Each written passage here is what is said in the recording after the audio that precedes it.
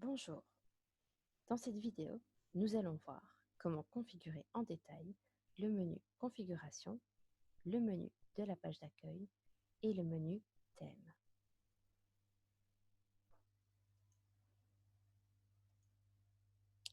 Nous sommes ici au menu Configuration. Vous avez la possibilité d'encoder un email de contact. Si vous encodez un email de contact, vous aurez cette option supplémentaire qui va apparaître dans votre portail web. Signaler une erreur, créer un ticket.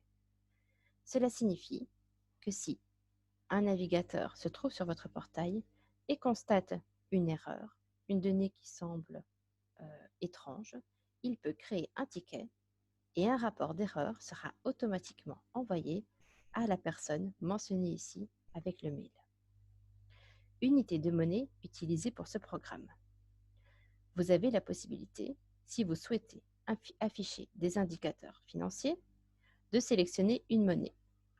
Vous avez le menu déroulant, vous cliquez dessus, il s'affiche, il déroule, vous cliquez votre monnaie et automatiquement, lorsque vous aurez ce genre de graphique financier, vous aurez comme légende la monnaie choisie.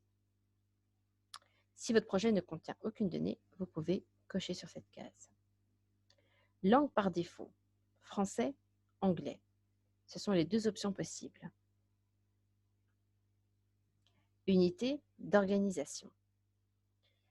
Ici, unité d'organisation principale. C'est ici que vous allez choisir le niveau le plus élevé de votre pyramide sanitaire, le niveau notamment du pays souvent. Ici, il est demandé d'indiquer le niveau où se trouvent les structures et les centres de santé, par exemple, que vous allez afficher. Ici, il suffit de taper le niveau où il y a les structures. Vous avez ensuite les options qui apparaissent, vous la sélectionnez. Groupe d'unités d'organisation des établissements.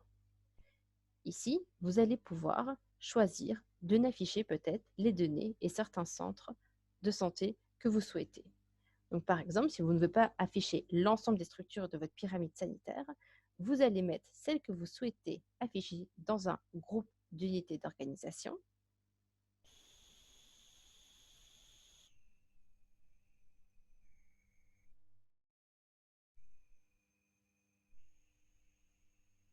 Voilà. Là, c'est votre DHIS2.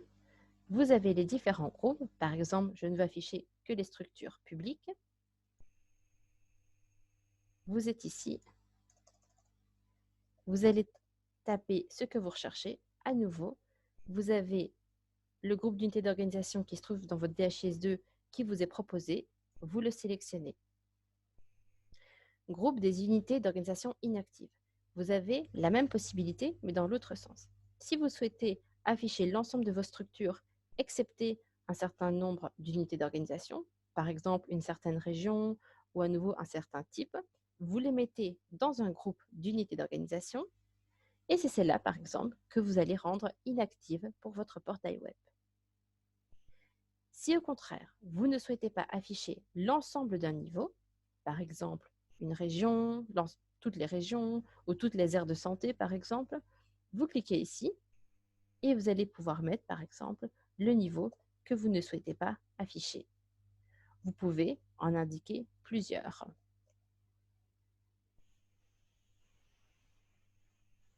Si vous voulez les retirer, il suffit de cliquer sur la croix. Ensuite, vous avez Publication. Ici, vous allez définir la période de publication et la périodicité. Fréquence de publication des données. Si vous inscrivez 1, et c'est ce que nous vous conseillons, ça veut dire que tous les jours, les données seront mises à jour. Publication des données, à partir du, vous mettez la date de début pour laquelle vous voulez voir afficher vos données et la date de fin. Lorsque vous cliquez dessus, vous avez un calendrier qui apparaît et vous pouvez naviguer jusqu'à choisir la bonne période.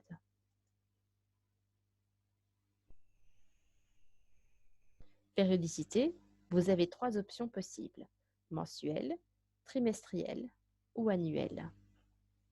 Lorsque vous avez fini, vous cliquez sur Sauver. en bas à droite.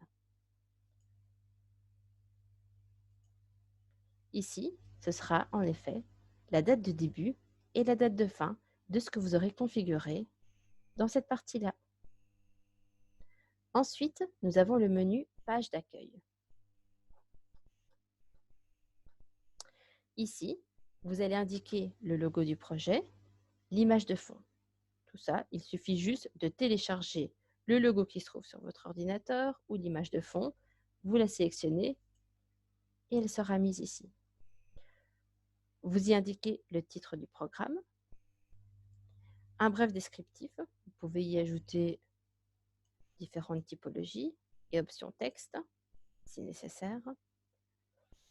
Vous y indiquez ici le titre de votre organisation, par exemple le ministère de la Santé. Alors, où est-ce que cela va apparaître? Lorsque vous allez dans votre menu,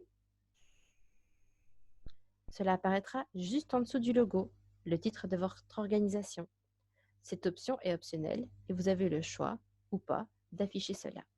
Le logo, le titre du programme, le bref descriptif. Ici, les différents liens que nous allons voir, les partenaires et vous avez aussi les publications qui sont affichées. Pour continuer, publier les datas sous la licence Open Data Creative. Si vous en avez l'autorisation ou l'obligation, vous pouvez annoncer sur le portail que vos données sont en licence Open Data. Dans le cas contraire, et si vous avez spécifié votre email de contact, les visiteurs pourront vous envoyer un message afin de demander quelle est la licence pour l'utilisation des données. Partenaires. Vous pouvez ici ajouter les partenaires de votre programme. Pour ajouter un partenaire, vous cliquez ici sur le bouton.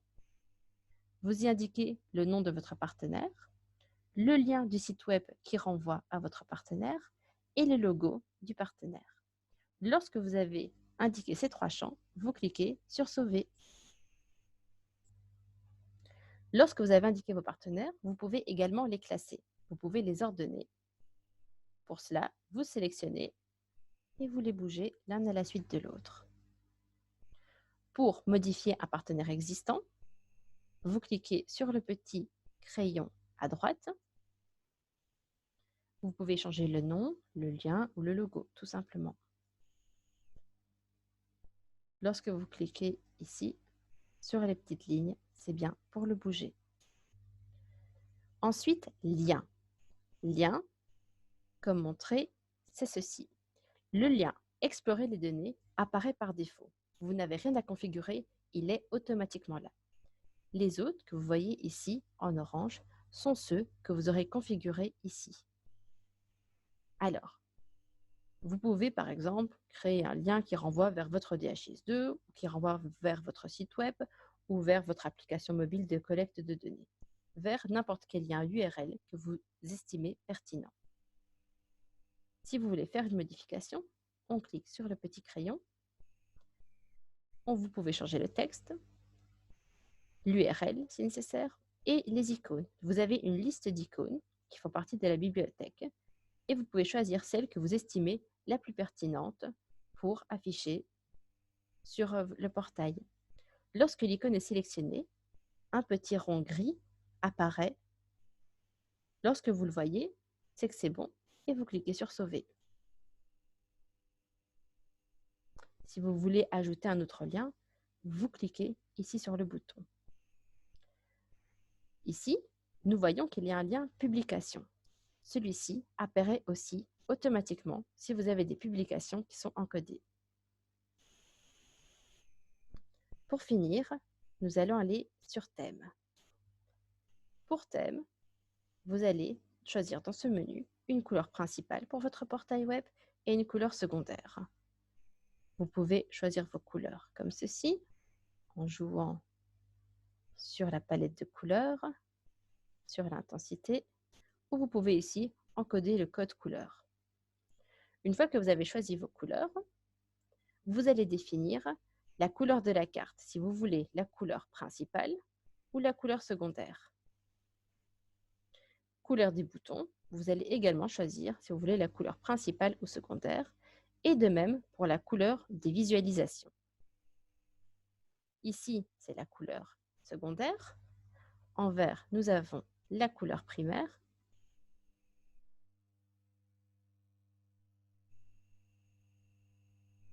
Et ici, sur votre carte, vous allez voir la couleur primaire, toujours en vert, et la couleur secondaire ici pour les visualisations.